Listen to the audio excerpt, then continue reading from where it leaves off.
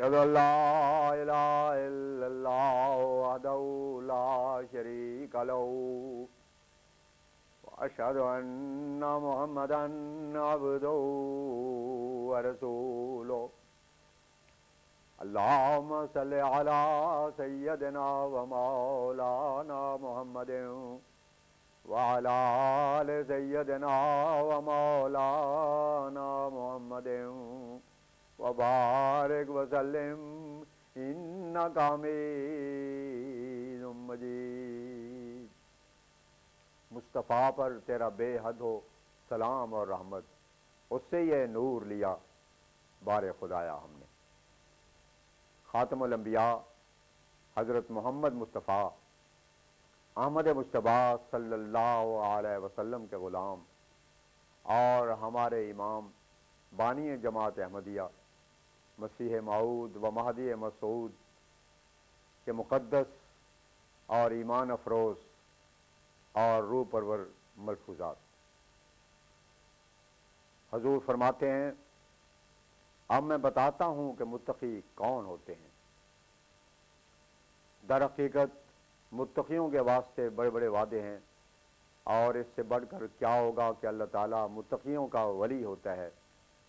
جھوٹے ہیں وہ جو کہتے ہیں کہ ہم مقرب بارگاہ الہی ہیں اور پھر متقی نہیں ہیں، بلکہ فسق و فجور کی زندگی بسر کرتے ہیں اور ایک ظلم اور غضب کرتے ہیں، جبکہ وہ ولایت اور قرب الہی کے درجے کو اپنے ساتھ منسوب کرتے ہیں، کیونکہ اللہ تعالیٰ نے اس کے ساتھ متقی ہونے کی شرط لگا دی ہے۔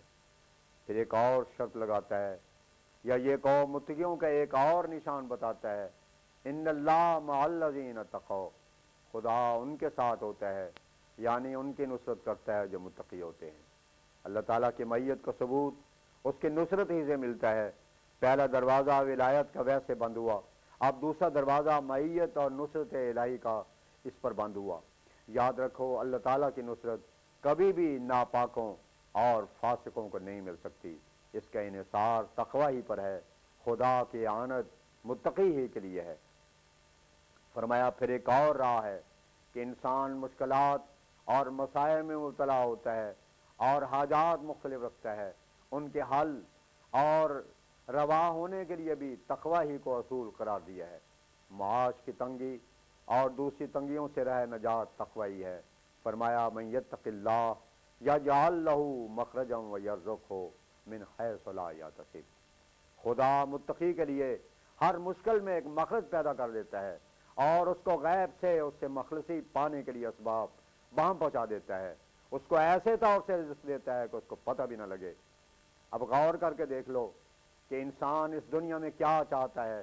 انسان کی بڑی سے بڑی خواہش دنیا میں یہی ہے کہ اس کو سکھ اور آرام ملے، اور اس کے لیے اللہ تعالیٰ نے ایک ہی راہ مقرر کی ہے جو تقوی کی راہ کہلاتی ہے، اور دوسرے لفظوں میں اس کو قرآن کریم کی راہ کہتے ہیں، اور یا اس کا نام صراط مستقیم رکھتے ہیں۔ کوئی یہ نہ کہے کہ کفار کے پاس بھی مال و دولت اور املاک ہوتے ہیں اور وہ اپنی عیش و عشرت میں منہمک اور مست رہتے ہیں۔ میں تمہیں سچ کہتا ہوں کہ وہ دنیا کی آنکھ میں بلکہ ذلیل دنیا داروں اور ظاہر پرستوں کی آنکھ میں خوش معلوم دیتے ہیں، مگر در حقیقت وہ ایک جلن اور دکھ میں مبتلا ہو جاتے ہیں۔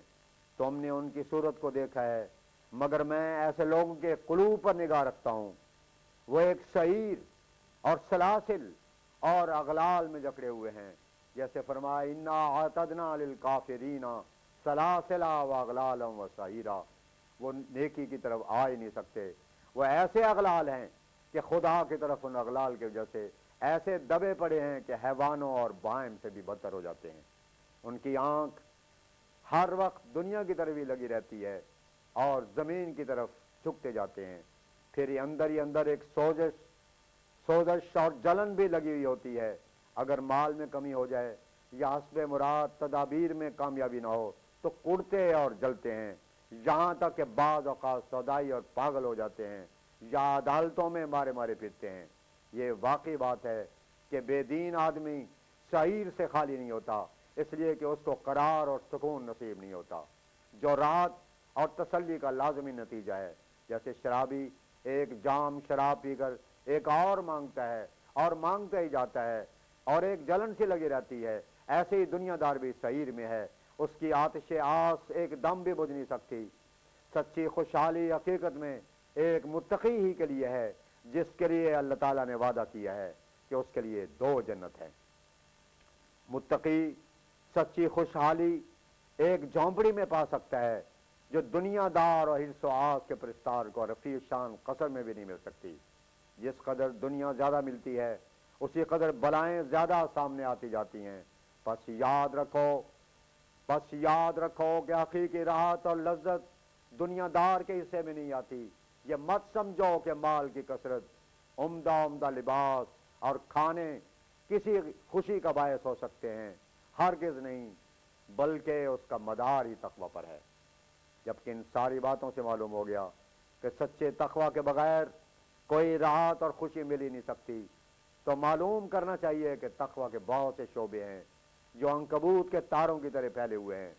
تقوی تمام جوارح انسانی اور عقائد، زبان، اخلاق وغیرہ سے متعلق ہے۔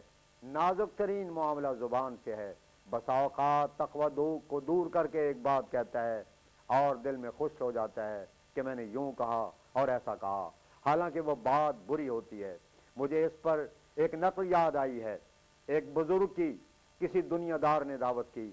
جب وہ بزرگ کھانا کھانے کے لیے تشریف لے گئے تو اس متکبر دنیا دار نے اپنے نوکر سے کہا کہ فلاں تھال لانا جو ہم پہلے حج میں لائے تھے، اور پھر کہا دوسرا تھال بھی لانا جو دوسرے حج میں لائے تھے، اور پھر کہا کہ تیسرے حج والا بھی لیتے آنا۔ اس بزرگ نے فرمایا کہ تو بہت ہی قابل رحم ہے، ان 3 فکروں میں تو نے اپنے 3 ہی حجوں کا ستیہ ناش کر دیا۔ تیرا مطلب صرف اس سے یہ تھا کہ تو اس امر کا اظہار کرے کہ تو نے 3 حج کیے ہیں۔ اس لیے خدا نے تعلیم دی ہے کہ زبان کو سنبھال کر رکھا جائے اور بے معنی، بیہودہ، بے موقع، غیر ضروری باتوں سے اعتراض کیا جائے۔ حضرت مسیح موعود فرماتے ہیں، مسلمانوں بناؤ تام تقوی، کہاں ایمان اگر ہے خام تقوی، یہ دولت تو نے مجھ کو اے خدا دی، فسبحان الذی اخذ العادی، وآخر دعوانا ان الحمدللہ رب العالمین۔